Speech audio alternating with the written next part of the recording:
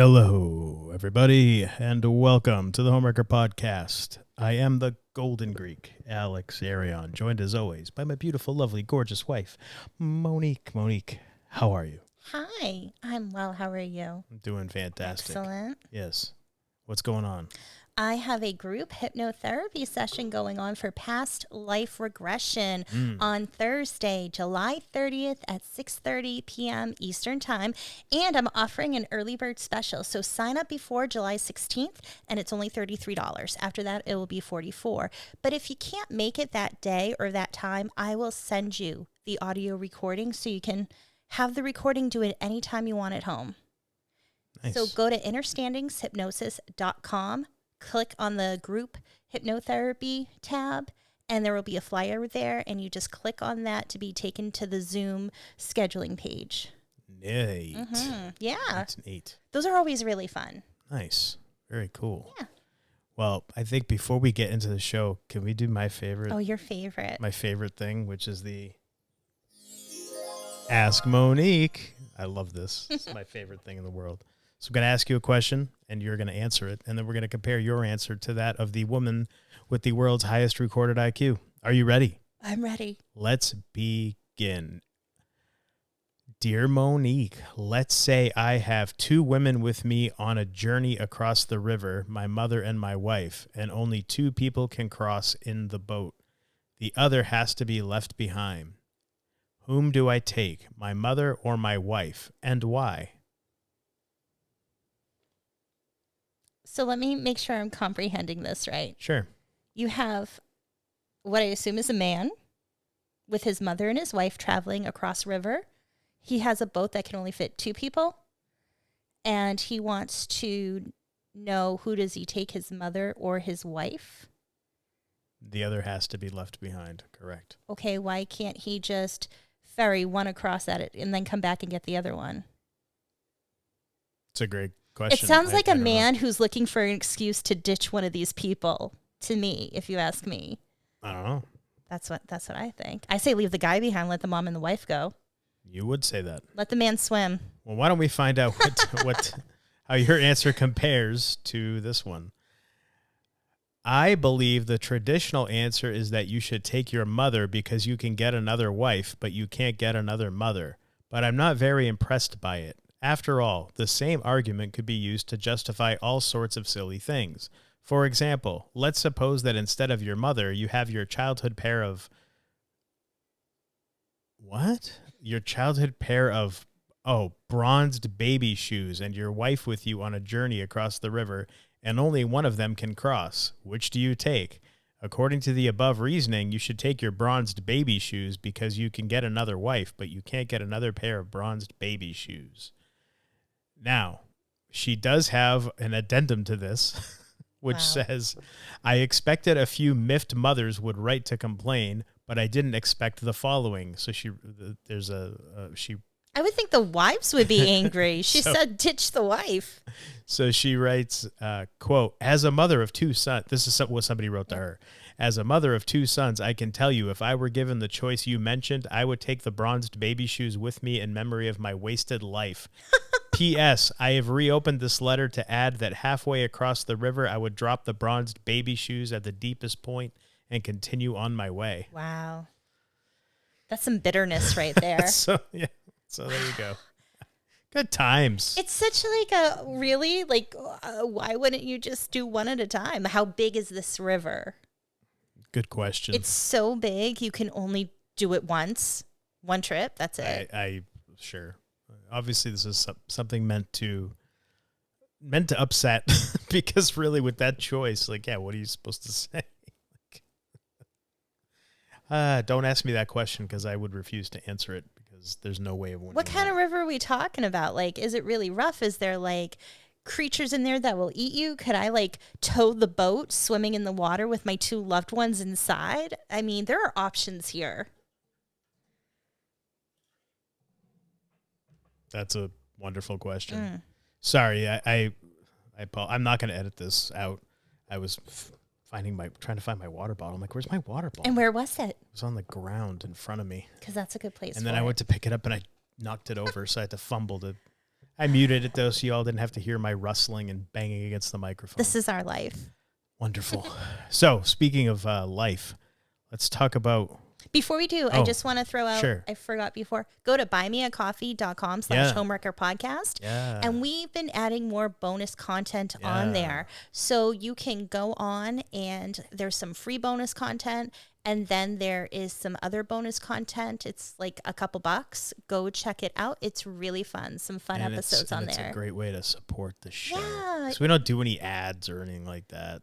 Yeah, we've looked at it and we don't like that, you know, oh, we can put ads in, but we have no say over what those ads are. Right. Nope, we don't want to do that. If we're talking about something, it's because we really like the product, and that's why we're telling you about it. Or we really don't like it. But we don't want to just... So, ruin the show. Go to Buy Me a Coffee. Check it out. Yeah.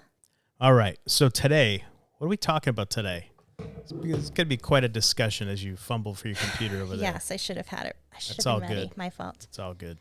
We're talking about a show and a documentary that we watched. We should almost, I was thinking about this earlier, and I probably should have mentioned it before we started recording, but what the hell? We'll just do it right now. I was thinking, wouldn't it be great if we could like make this a recurring theme on the show where we watch like, say, a movie or a TV show based on a true story, then actually compare it to the actual story?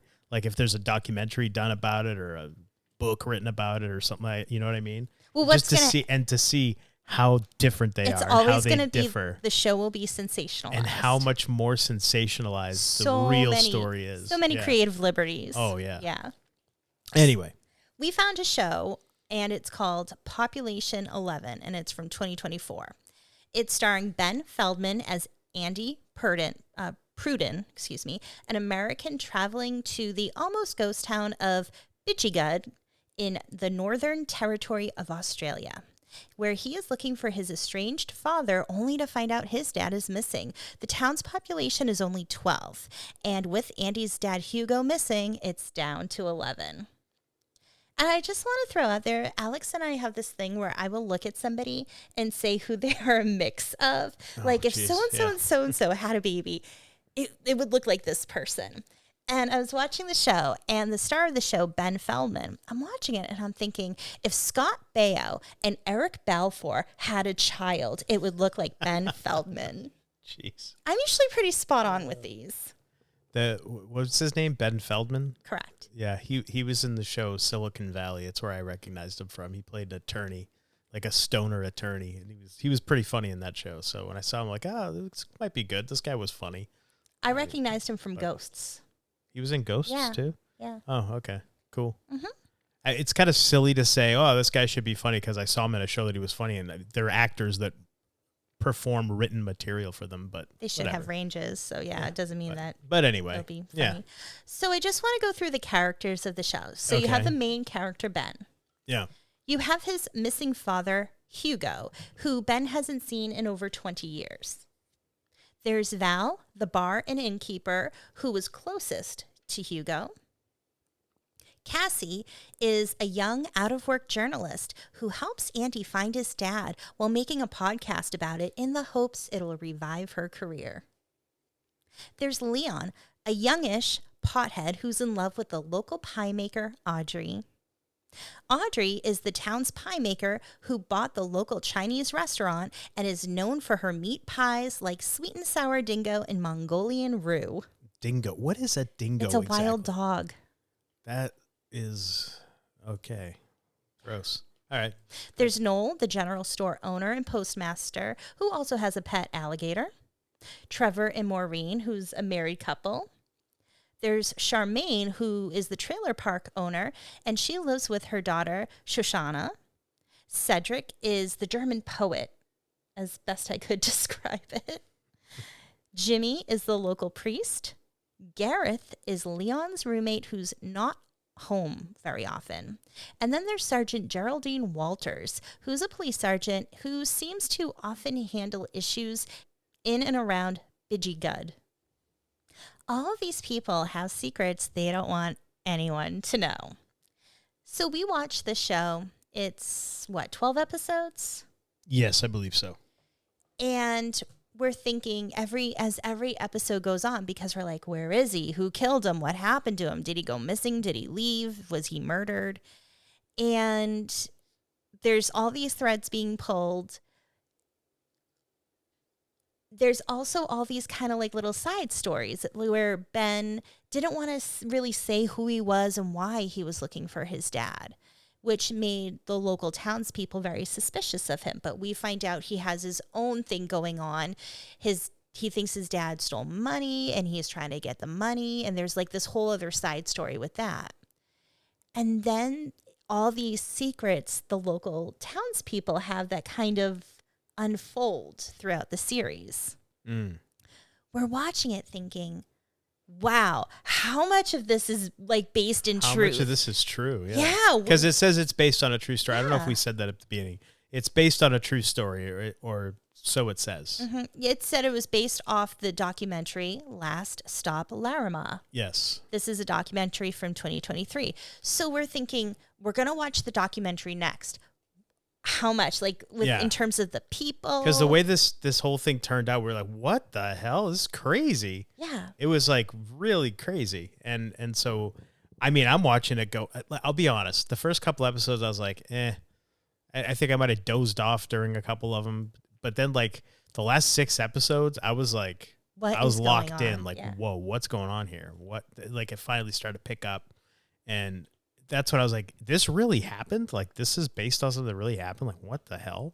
It's crazy. It got no way. Crazier and crazier as the show goes there's no way. So, yeah, I'm glad. But we decided after, we're like, we got to watch this documentary to see. And we're going to talk about the documentary and then the differences in between. So if you haven't watched the Population 11 show, there will be spoilers ahead. Lots. So maybe pause it here, tons. go watch it, and then come back and listen to the rest. If you care enough. If not, just listen. We'll try to make it entertaining, I suppose. The documentary Last Stop Larrimah was released in 2023. And this is a documentary about Paddy Moriarty, who disappeared from the small dying town Larrimah, located in the Northern Territory of Australia. Paddy was born in Ireland but moved to Australia at the age of 19, and he moved to Larrimah in 2005. On December 16th, 2017, Paddy was seen leaving the local pub, the Pink Panther, with his dog, Kelly. And while his neighbors noticed he wasn't around for a few days, they didn't report him missing until, 3 days went by? 3 days went by. In a town of 12. In a town of 12. 12. Yeah. Like 1, 2, 12. Barely double digits. Mm-hmm. The police investigated many people in the town and assumed Paddy and his dog were, quote, killed in the context of, and likely due to, the ongoing feud he had with his nearest neighbors, end quote. So these are the real residents of Larrimah. Boy, oh boy. We have Fran, the local tea house owner known for her meat pies, but she uses camel, not dingo. There's Owen, Fran's gardener, who lives on the property. There's Billy, Fran's ex-husband. Owen, who nobody talks to and nobody really knows, right? Like the only one that talked to him and who she barely talked was Fran, and she barely talked to him. He kept to himself, and that was about it. And we'll get more into into them. Barry is the seemingly wannabe leader of Larrimah, who owned the pub at the time of Paddy's death and owned many exotic birds and crocodiles. He was a friend of Paddy's. There's Bobby and Carl, a married couple whose daughter owned the pub before Barry. Their daughter also owned a type of campground where people could visit, swim, and have fun until one day it caught fire and burned down. Bobby and Carl accused Barry of starting the fire, while Barry accused the daughter of burning it down for the insurance. And this is important because it comes into play with something from the show. Yes. There's Richard, the bartender, who was also friends with Paddy. There's Karen and Mark, another couple who had their own theories on who killed Paddy. And there's Cookie, one of the only people who didn't seem to have an issue with anyone. He seemed probably like the most chill guy, and he seemed pretty nice. And there were a couple other people who spoke during the documentary. I don't remember their names. Fran and Owen lived across the street from Paddy. So these are the neighbors the police are insinuating had to do with Paddy's death. Yes. Fran and Paddy had we suspected death because his body Yeah. still, as far as we know, hasn't been found, right? They're assuming he's dead, though. Fran and Paddy had a history of bad blood, and 9 police reports were made by Fran about Paddy. Some of the complaints were him stealing her red umbrella, which is like one of those big umbrellas you use at like a picnic table type thing at restaurants. Yeah. She complained that he was scaring away her customers and that he would drag rotting carcasses of dead kangaroos onto her property. So this guy, he wasn't a saint. Didn't he like cut the penis off of one of them? Yeah, and she claimed that he cut the penis off of a kangaroo and like threw it in her bedroom window or something. Like that. Yeah. Yeah. So this guy, like, if this stuff is true, this guy was awesome. Like, what a guy. Now, a lot of this documentary's footage came from an older news report about the residents of Larrimah, which was maybe like, 2005? It was 2005 or 6. Now, it was basically, like, essentially they did, the news station in Australia, whichever one, did a story on the small town, because it's a small town, obviously. And then what they did was the documentary filmmakers were able to get, like, the raw footage. Like if you ever watch anybody knows this, you watch a news show, you see like a clip of an interview with somebody speaking. They talked to that person for probably like an hour, maybe an hour and a half, depending on how much time they had. And then they just take little sound clips. Well, what these documentary filmmakers got was the raw footage. So they got they sat with all these residents and they talked to them at great length, and so they're just opening up and just talking crap about each other. Yeah, it showed the residents being very open. Yeah, it showed them being very open about not liking each other and who hated who and why. Yeah. Fran was very open about her hate for Paddy, which made her a prime suspect. However, the documentary showed a lot of finger pointing as well. But Paddy was the same way, like, because they had the footage of. Oh, Paddy he was just as bad. They were all shit talkers. Yeah, they were all of them. Everyone. Yeah. It was quite something to see. Yeah. And during the documentary, many people were accused of killing Paddy, including the bartender Richard and the pub owner Barry, who were friends with Paddy. Yes. There was so much finger pointing in this documentary, and the show Population 11 made it seem like these neighbors of this tiny little town looked out for each other and really cared, but the truth was the polar opposite. Yeah. Everybody had something going on. Everybody had something cooking in the background, and they were all just backstabbing, conniving. Oh, for sure. People. Yeah. And the other thing I want to point out before we get into our comments on everything in the show, in 2022, it came out, and this was part of the documentary, the police planted an audio recording device or multiple devices in Owen's home. And he was heard singing, I quote, "I killerated old Paddy. I struck him in the head and killerated him, basherated him, smacked him in the nostrils with a claw hammer," end quote. There were other things he was saying, like, like knick-knack, paddywhack, give the dog a bone. It was kind of like to that tune a little bit. And he was talking about like hitting him in the head with a claw hammer. And killing his dog. And so nothing happened because the guy Owen denied that was him. That wasn't me. But what was weird is if the police planted that, the investigation was how many years ago? 2017? So like 5 years later, it comes out with that audio. Why did it take that long for that to come out? I just want to know how they planted listening devices in this guy's house. Like, how was that legal? Well, but then again, this is Australia. It's Australia. We don't know the laws. We don't know what. But the way the residents talk about the police there. Oh, they hate the cops. They hate the coppers. The coppers. Damn copper. I was going to smack that copper if you kept talking to me that way. That sounds less Australian and more like, see? Yeah, like whatever. The 1930s gangster. Listen, I never said I could do an Australian accent. No, I can't. I cannot. I cannot. I'm not. So, but yeah, they don't like the coppers. They were like, I'll fucking smack them. Oh, like, they were just all of them. You. They hate police. Hate them.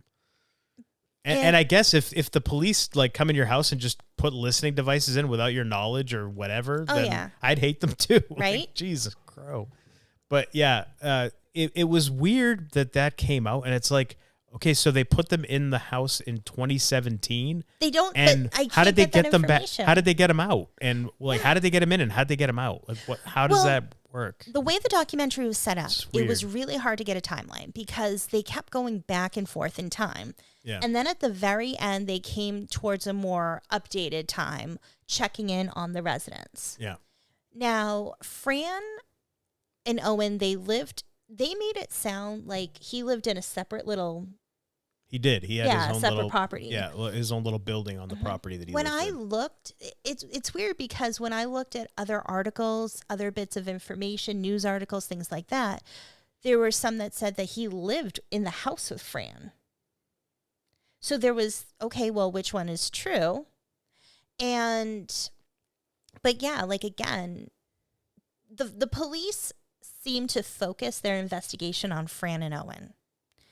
And they went through all of her stuff, but they also had like Bobby, Fran's friend. She told the police, she talked about wanting to kill Paddy. She was honest with the police saying, she said she wants him to die. She wants him to disappear. She wants to have him killed. Yeah, she wants to have him killed. She said shit like that. But it's like, yeah. Oh, go ahead. You finish. And so that was another big part of what prompted the police to do a search. But they searched like everything. Didn't they pump her septic? They went did through everything. The septic. They never found anything. But they still think it's her and Owen. Because what a lot of people kept saying who knew Fran was when she's the kind of person, if she gets something stuck in her mind, nothing will stop her from doing it. So they think Fran wanted him dead. She used Owen to kill him and dispose of the body so she can have clean hands from it. Possibly, but we kept thinking, there's no body. What if he just took off? Now, I'll argue myself on that. Okay. Because the evidence inside the home, if somebody's going to pick up and leave, especially if they have a dog, well, there wouldn't be the wallet at home, reading glasses at home. It looked like they said based off the evidence, and I did more research looking at other news articles with more information, the dog's bowl, his food bowl, was half eaten. It looked like Paddy, when he got home, microwaved some chicken and had some of that was left over. It's almost implying like something pulled them away to come outside. Okay. Now, the documentary brought up there's a payphone across the street from Paddy that looks like it's on Fran's property. Yes. And so they said somebody made 2 calls that evening that Paddy disappeared. They never say who those calls were to. So do they not release that because it's still technically an open investigation? And there's some information they want to keep to themselves in case new evidence comes forward or somebody comes forward to corroborate with everything? I don't know. But there's bits of missing information throughout all of this, but it's implied that if somebody was going to pick up and leave, then they wouldn't leave all their stuff at home and leave it like they were in the middle of eating. And that's why I think they assume he's dead.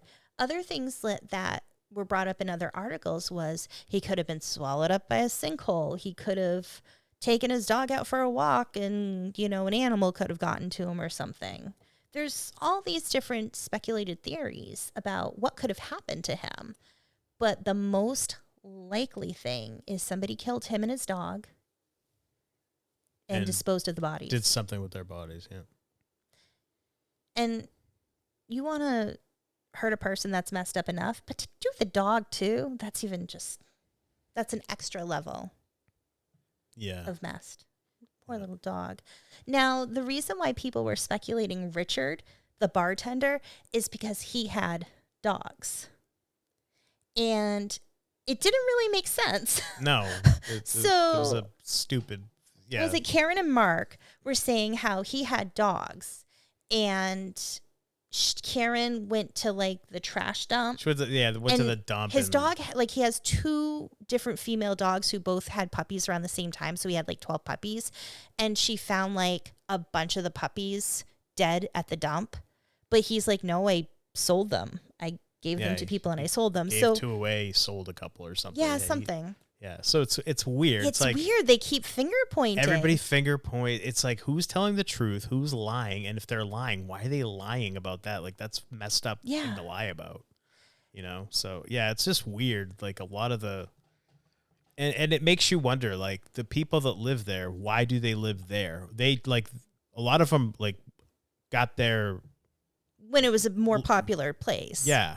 But it's like some of them moved there after it was... dying down. So it's like, what would draw somebody to want to live in a place where there's only a population of, say, 12 or 10 or, you know, whatever? Like, why would you want to go to a place like that? Why is that where you'd want to live? And it kind of makes sense that it'd be like people that don't fit in anywhere else, really. Yeah.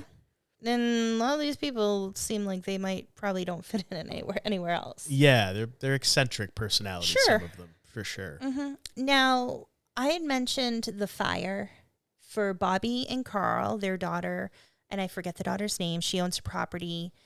She was in the documentary, but she never. I don't think she lived. She doesn't live there anymore. No, she doesn't. And she hadn't lived there when Patty went disappearing. She'd been gone already. She moved because years. of all the drama with Barry. Yeah, so she had been gone for, I think, like 10 years at that point. So she's not really anybody that's a suspect. But it's good to note like the history of her being there and why she left. Mm-hmm. Because it shows you the type of people that are in this town. Mm-hmm. Now, Bobby and Carl were volunteer firefighters, and they had like a truck used to help put fires out. And the day her business caught fire happened to be on a day that Bobby and Carl had the truck out of town, so they were away. That's why they think Barry started the fire, and Barry's saying, no, that's why the daughter started the fire because she wanted insurance money. But the insurance, I guess, didn't cover it, which was, I don't get it. But that kind of tied into Population 11, where towards the end of the series, they're trying to like figure out who did it. And they're coming up with different, speculative theories on who it could be. And Charmaine, the trailer park owner, she has 2 burned down trailers, and they're saying that she burned it down for the insurance money. But do you remember which neighbor, I can't remember who, called the insurance company saying she did it on purpose so they wouldn't hold the claim? Oh, Hugo did it. So they denied the claim, and that's why she killed Hugo. So there was some of that kind of speculation, but not so much at each other. But let's not confuse the two, like the real with the. No, the I'm just saying they did kind of take that part and use it there in the show. The show talked about UFO, like Hugo, the guy who went missing. He did like UFO tours. Yeah. There was none of that. We were kind of disappointed. Yeah, I was a little disappointed because that was the thing. Like the main character of the show is, well, the character that the show's essentially based around is the Hugo guy, and he does UFO tours in Australia. So the implication is that he was abducted by aliens and whatever. But I mean, there was nothing UFO or alien related at all in the real story in Larrimah. Nothing. So that was kind of, it was kind of a letdown because I was like, I was waiting to hear like, this guy, he did UFO tour. No, we never did UFO tours. That's just completely made up. Yeah. So. What other commonalities did you find between the documentary and the show? Not many, honestly. Aside from the layout of the town, the pub, the meat pie, the store that she had, whatever, all that. Aside from like the layout of the town and the number of residents, not really much. I don't think.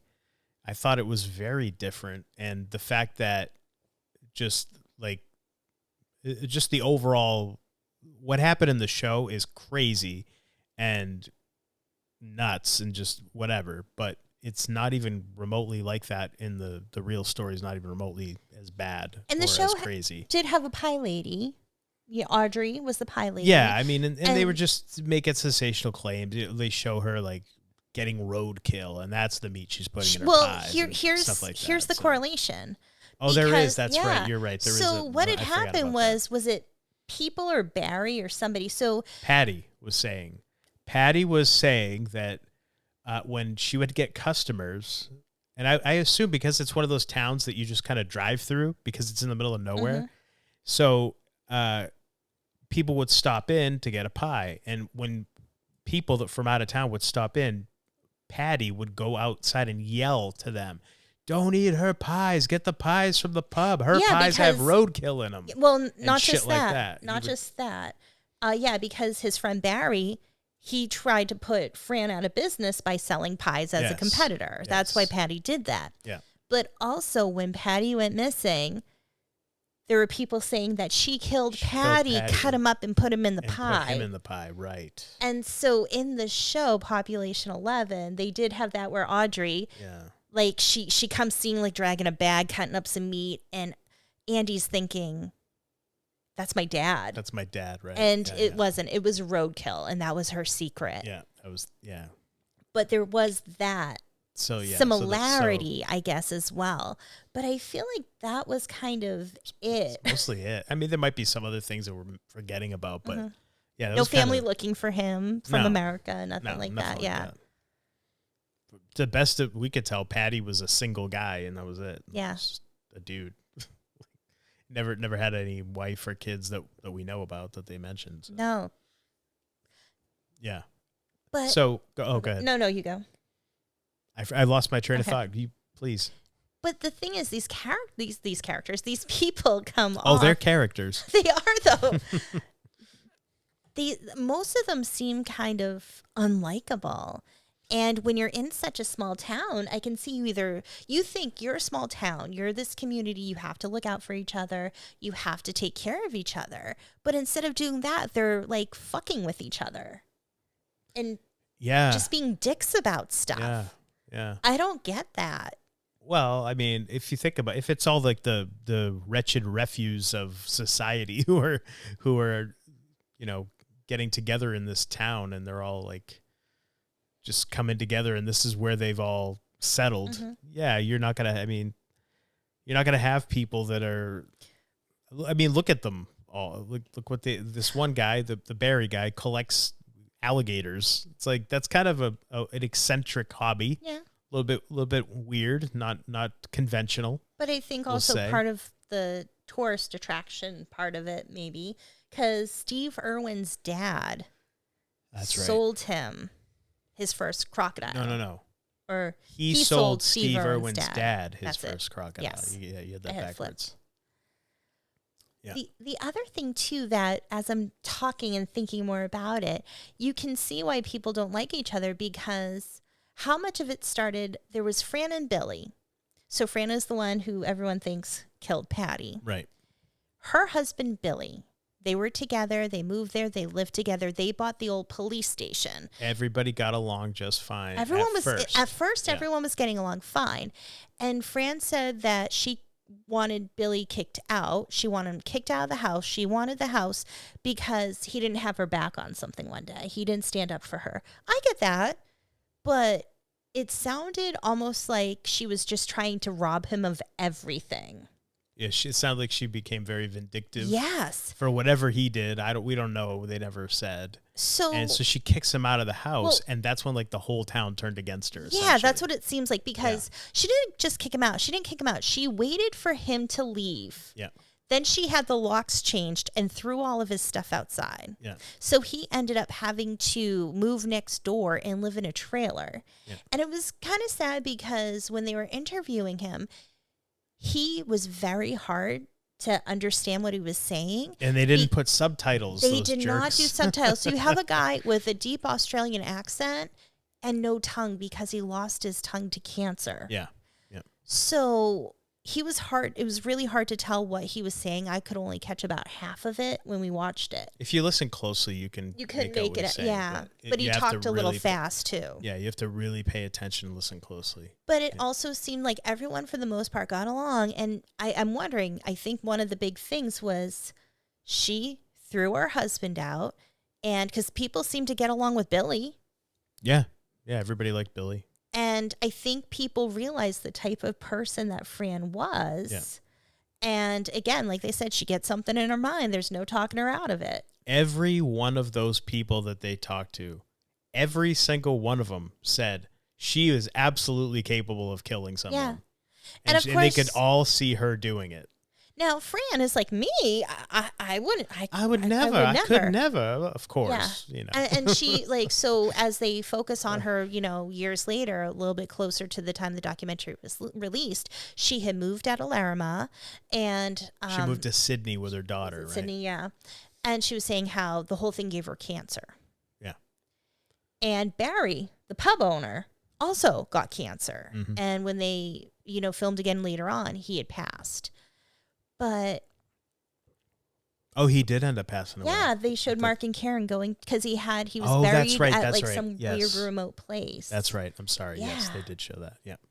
So again, you have like there were people who got along and people who didn't, but I think Paddy probably, he's a guy who doesn't give a shit. He didn't like Fran and he didn't care and he was going to fuck with her. I think, did he cross the line with some of the stuff he allegedly did? If he did that, yeah. But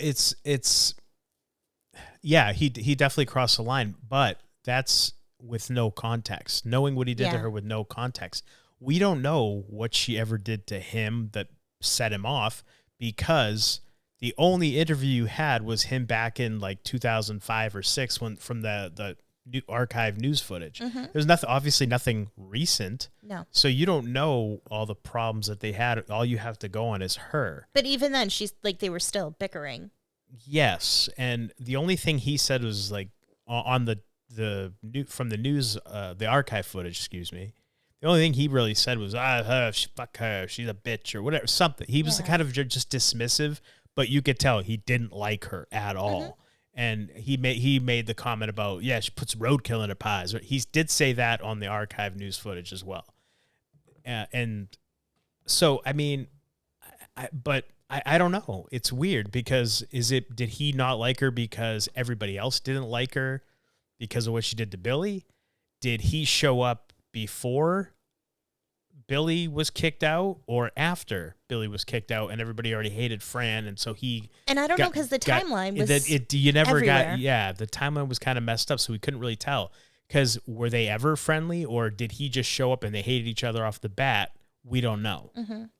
So it's hard to tell. Everyone speculated that for the most part, most likely thing was she convinced Owen to kill him. Now, Owen, they brought up in this documentary, he was an old carnival boxer. Yeah. Yeah, he was a carny boxer. Mm-hmm. So he'd go around Australia in the carnivals, and he'd be one of those people that would just, be kind of like how they used to do with wrestling back in the carny days. They'd have like the wrestler, they'd have the local guy come up and challenge the wrestler and see if you can last 5 minutes with a champ, kind of thing. Yeah. They did that with boxing in Australia because they're a little bit more of a tougher culture. And you go in there and see if you could beat the boxer. He'd be one of those people, like a traveling boxer. So he just beat the fuck out of people. Yeah. Essentially. And just fight people. The other strange thing is Fran had said how she doesn't even pay him.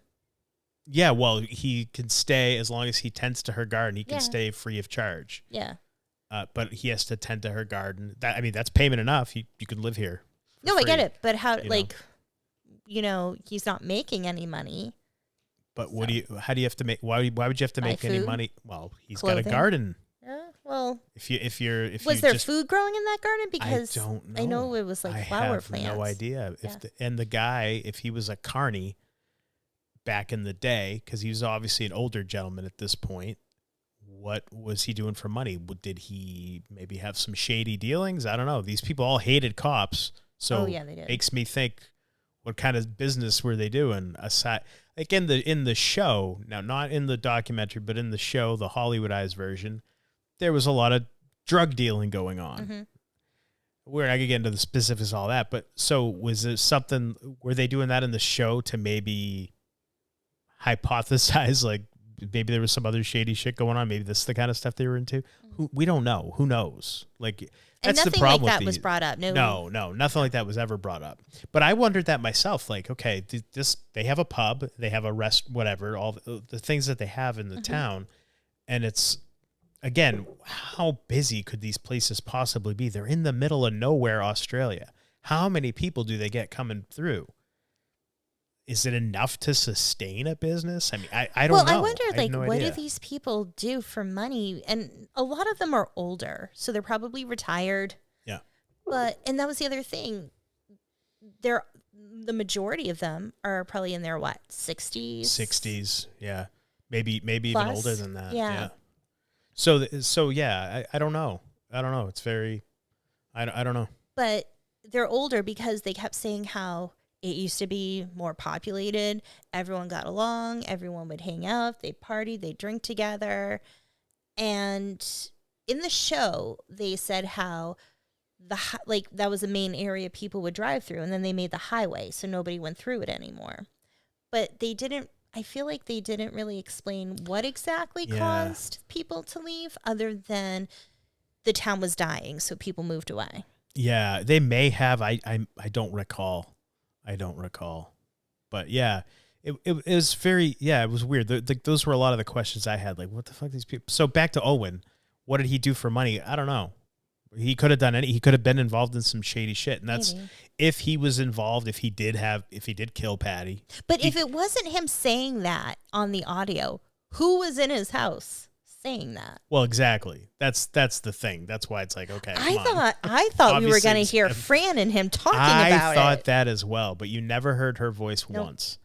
And when she heard the tape of him saying all these things, singing and doing all this shit, essentially confessing, if you want to call it that, she played it up like she was, oh my gosh, oh my goodness, oh my God, I can't believe it, oh my God. Well, here's what was weird. You have the interviews after he goes missing, so before and after he goes missing. Yeah. Then you have after the audio comes out, and she goes, yeah, claw hammer. And I'm like, No. They'd already played it for her, because that threw me off at first too. Because I was like, wait a minute. The way they edited it made it sound like they told her there was audio and that he was saying he killed him with a hammer. She goes, yeah, a claw hammer. Yeah. And like as if she listened to it then after for the first time. Yeah. Oh my God. Yeah. So it was like, was that editing on their part? I think it was. I think it was. But it also made it look like she accidentally said, yeah, oh, it was yeah, a claw hammer. Yeah, exactly. Like, yeah, I know about it. Oh, shit. Yeah, right. But I think that's just the way they edited it. I think so, but it's still weird. Yeah. And then she goes, oh, I was worried. So I kicked him out after that. But during the whole time, she never once said she kicked him out. Right. So, yeah, I don't know. It's just bizarre. Just the whole thing's bizarre. But it is. It honestly, like, the most likely thing, Owen killed him, and probably was the two calls that were made that night on the payphone were probably to people, to friends of his from the Carney days that he could call to, hey, I got a body I got to get rid of.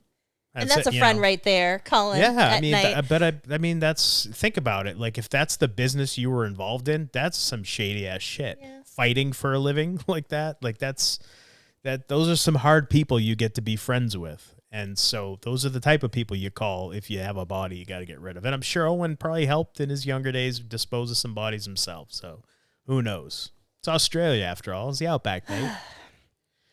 The other thing, too, I just want to mention is with Fran. It sounds like she was a part of it. She knew about it. She put Owen up to it. But at the same time, if she legit had nothing to do with it, and she's just a woman who runs her mouth like, oh, I hope he dies, F that guy, that sucks. Yeah.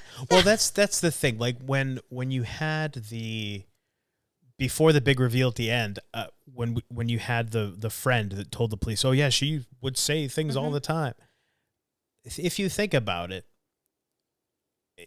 I was rationalizing. I was saying to myself, well, yeah, because the guy fucking is dragging dead kangaroos onto her property, throwing kangaroo dicks into her bedroom. Of course she's going to say, I fucking want to have him killed. Yeah. She's pissed. Of course. These are the things you say when you're angry and upset, and it turned around to bite her in the ass. That's why I always and I've always tried to live my life like this, but try not to speak things into existence, even when you're mad. I try to tell it to my kids too. Don't say things you don't really mean when you're upset, because you might actually speak them into existence. You never know. And like in Fran's case, if she legit had nothing to do with it, well, that brought a lot of heat on her, because her friend's like, oh yeah, shit, Patty's missing. Oh, she talked about this all the time. Now the police are coming around. Well, Yeah. sorry, friend, you're my suspect friend, number but one. Jesus Christ, what the fuck? Well, again, these people. I can't have you killing people and getting away with it, you know? And Fran was so upset that her friend Bobby ratted on her. Yeah. You know, like she was my friend.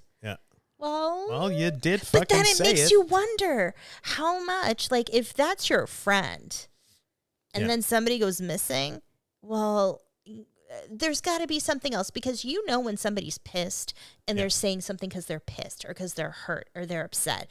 They're talking because they're talking, or, you know, they say it because they wouldn't do it, but they just say it and they don't actually do it. But to actually say, I think she could have done it. Yeah. That's you know a person and you get that feeling inside like, shit, I think they did it. Yeah. That's different. If it's your friend, you don't go because they ran their mouth. Yeah. So I feel like there's something else going. There's got to be, there's something to, I mean, there's got to be something to it. I don't think people are just piling on a Fran because they like Billy so much. Yeah. I think there's obviously people get a feeling about somebody. And again, if these are all shady characters to begin with, they could probably smell their own or you know, they could recognize those type of qualities in people, because maybe, I'm not saying for sure, but maybe they possess some of those qualities themselves and they can recognize them easier. Maybe. I don't know. Well, just speculation. And Bobby and Carl, they seem pretty decent. Again, you're just catching glimpses. Well, yeah, decent compared to everybody else. From a couple of they minutes seem of like interview nice, on a normal documentary. people. They seem. I know. I'm going off of moments of interview, right? But they seem like they got fucked over too. But you know, they were. That's the thing with everyone. They're not going to put up with other people's shit. They're going to call them out on it. Yeah. Which I respect. Yeah. Because everyone pussyfoots around everybody nowadays, and we don't want to offend somebody, and, you know, we try. Like, it's always good to get perspective of why somebody did something, right? Even if it was something wrong to you. Yeah. But these people just call everyone out, and it's like, maybe we need some more of that. But there's, like, a line where it goes from, like, calling people out to make them own what they do to just flat out shit-talking and complaining. Yeah. And it's like they were, you know, putting it so they're accountable, but also just shit talking. Yeah. So I don't know. I mean, there was at some points there was some finger pointing going. I can't remember who said what, but some people say, "Oh, Barry killed him and fed him to his alligators," or whatever. Right. That was another thing. But they were friends, so and I was thinking about that, motive? and I was like, okay, I could see maybe. I mean, I guess you could that could be an explanation for where the body went, right? But yeah, they were buddies. They were friends. But then they're buddies and they're friends. And remember, the night before the night he went missing, he said to Barry, "I'm going to borrow your lawnmower in the morning," or whatever. And then the next morning, he never showed up. But Barry didn't go check on him. Like they're good buddies. He never went to check on him. He waited 3 days before saying, "Hey, maybe I should see what's going on with Patty." It's a town of 12 fucking people. So like, again, what the fuck? It makes you wonder. It's like, what happened here? Is that normal for people to just like not show up? Was that a normal thing for Patty? Oh yeah, I'll be there, and then he doesn't show up, so nobody thinks anything of it. Or are they just like, well, fuck him then? You know, like he didn't show up. Yeah, he didn't show up. Fuck him. Or he didn't show up. Whatever. He's probably busy. I don't know. But it's just weird. Like there's so many. Like if I was an investigator, I'd be asking these questions. Well, what was his routine? Did he come into the pub every day? Would it be weird if he didn't show up for a day or was gone for a day or two? And they is could that have. strange? It's just not information. Is that exactly? That's why these are like things that I wish were asked or at least expounded upon, but they weren't. So and they spoke with the police officers and the detectives. So they make it look like they waited 3 days. Well, that might not be weird if that's something that happens often. Yeah. But they didn't present it that way. They presented it like they waited 3 days before they called anybody. It's like, okay. So that's why it's like, all right. So I can see they use that to cast suspicion on Barry at one point. Mm-hmm. But again, if that's normal behavior, we don't know if it was or not. But if it is, then maybe that wasn't a big deal. So I don't know. Just a lot of weirdness. So many more questions. Yeah, so many. And then like the is it Richard, the bartender? Yes. Like they accused him of it because the dog was missing. And they said, well, we found his puppies in the and dump. there's like, because the dog is a certain breed, and it's like a breed that people want or something of dogs. I forget. It didn't really make sense. It was and they just were friends. weird. And they're saying that like when he was accused and they ask him, he laughs and he's like, oh yeah, I did it. Yeah, okay. And he's just like real sarcastic. He was an odd duck. He was real sarcastic about it. But and then he would get like serious for a minute and talk and would explain shit. And you're like, okay. So he was hard to read for me because it was like, is this guy like just a fucking one of those like bad apples of society who just like would kill somebody? And maybe that's why he moves from area to area, because he left Larrimah. He did. And went to a different place. So it's like. But again, a couple neighbors were accusing him of murder. So I'd probably not want to be around him too. Yeah. So that's probably why he left. But it was just weird, like. But my thought the whole time was sit down with him. Yeah, he was working at the bar. He was at the bar. Well, that's the thing. He was at the bar, so he had an alibi.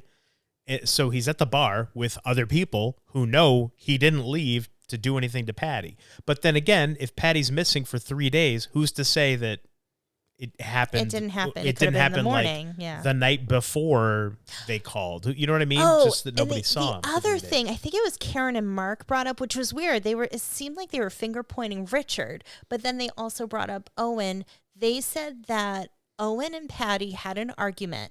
That's right. Because Paddy would let his dog out, and Owen had dogs. Yeah. And Paddy's dog, Callie, would go after Owen's dogs. And Owen said, keep your dog away from me. Keep your dog off the property or I'll fucking kill it. Yeah, that's right. And so there was that as well. That's right. So that's more like making it look like Owen would have a motive. Mm-hmm. So the theory is that, yeah, he fucking did something. Something happened and Paddy went outside in the middle of his meal or whatever, and the dog followed him because the dog was always by his side. Yeah, but the dog didn't finish his food, is my point. Yeah. The half-eaten food, and then Paddy's half-eaten food. Well, it makes you wonder, was Owen outside on the phone? And maybe the dog started barking and so Paddy lets him out. Being an asshole lets the dog out to go bark. Lets the dog out to fuck with him, maybe. Yeah, who knows? And then maybe the guy did something to the dog and Paddy came out because he was pissed and the guy said, fuck you, and killed him. Maybe but you that's think what nobody happened? would have heard anything? Who's going to hear anything? Fran. That's the only one. But there's no one like close by. Billy? Like, huh? Billy? The bartender? No. Oh, Billy. Billy, the ex-husband, is trailers. But wasn't he at the pub? I thought he was at the pub that night. I don't know. That's the thing. Like, you don't know where. I need the police reports so I can go through this and try to piece it together. Yeah, like who? Get the information. That's the thing. Like, did they hear something? Did they? Like, who knows? Like, you would think if anybody heard it, it'd be Fran. She's fucking right there. It's her house. But look at him. He's getting murdered. Yeah. Good. Good. Fuck him. Oh, he hit him in the head with a claw hammer. Good. Fuck him. Yeah, who knows? Like, I don't know. That's the only one I could see. That's why I still say Fran fucking knew all along. Come on. And if Owen called some people to come and fucking get the body, well, you had to have somebody showing up at the middle of the night, whatever, like depending on how far away they were coming from. Which would be smart because that way there's no evidence in your vehicle. Of course. Yeah. That's why I'm saying he probably was on the phone. The dog, maybe we're just piecing together our theory. We're speculating. The dog comes like the out. Neighbors do. Yeah, the dog comes out because Paddy's like, fuck him. Go bark at him or whatever. And the guy fucking maybe kicked the dog or maybe he killed the dog right in front of Paddy. And Paddy's like, what the fuck? And goes out and he gets killed. Who knows? But the fact that this Owen guy, he was kind of a bigger guy. And I mean, when they showed him, like in some of the footage, he's like a burly fellow. Big burly fellow, big beer belly and everything, but a big guy, big dude, probably like 6'2", 6'3", big guy. And a former boxer. Like Paddy was like a small little Irishman. He was skinny. He was a skinny, short looking, 5'6", 5'7", small guy, not a big guy in comparison. Wouldn't take much for an out of shape boxer to fucking maybe one hit could knock him out, right? But if he had a fucking claw hammer with him, and he fucking just hit him in the head, well, yeah, he's gonna kill him, obviously. Ouch. So, yeah, just it's a quite the story. But yeah, I think that's probably what happened. And and then the second phone call he made was to whoever to come help a brother out. Yeah, come help me get rid of this fucking body or whatever. So yeah, the show and the documentary, not a lot in common. No, not at all. But both fascinating stories. Yes. For sure. The Hollywoodized version, the Hollywood version, definitely more sensational. Mm-hmm. Definitely more fucked up. And there's a lot of stuff we didn't mention that we didn't talk about. So still, if you haven't feel watched free to it, watch it because we didn't spoil really much. We said spoilers, but we didn't really spoil much. So that's good. If you're planning on watching it, it's worth a watch. It's like I said, for me, it was a slower start. Yeah. But like the last 5-6 episodes was like, whoa, okay, shit's getting going now. And we forgot, like, the show has like this random podcaster who's there too. I brought that up. Oh, but like, what's her name again? The girl. Is it Cassie? Something like that. That's right. Okay. She's just like randomly like. Yeah, she's Cassie. the one placing listening devices everywhere in the house. Yeah, she like places listening devices. What? And so Andy's like, even bathroom stuff. It's just like, weird. That's what I would be thinking. Like, are you recording us going to the bathroom? That's sick. Like, this is, I guess I'm now officially old. Is that our listening devices that readily available? You no just idea. Buy them and put them anywhere, and they'll record how much time of recording can you get? These listening devices these are were things like I don't little know chips about. or something. Like she hid it in the case of his cell phone between the phone and like the protective case. Yeah, it was. Like she had them everywhere, and so she was a journalist who wanted to make a podcast about it. So she was like recording like her commentary for a podcast to try to, But she's like planting bugs basically in everybody's house. Yeah. It's like, what? Like, how do you have access to these type of devices? I didn't know that. Again, this is nothing I've ever looked into. Maybe in Australia, I don't know. Maybe it's something that's really easily available, and I don't know, whatever. No idea. And this is why we don't let people in our house. Yes, exactly. One of the reasons. One of them, yep. Not that we have really anything to hide, but still. Again, we talk about most of the stuff we talk about inside the house on the show. Yes. But, all right, so check it out. Check out. What's it? Population 11 is the name of the show. Stop Larrimah. And then Last Stop Larrimah. We saw it on Netflix, and I know that like Netflix cycles their documentaries in and out. I don't know if it's still there or not right now. So just keep looking back for it if you can't find it, or if you're technologically savvy and you know how to bypass certain geological things, you can figure out how to do that as well. Mm-hmm. So check it out. All right. Until next time, I am the Golden Greek, Alex Arion, joined as always by my beautiful, lovely, gorgeous wife, Monique. And you've been listening to the Homewrecker podcast.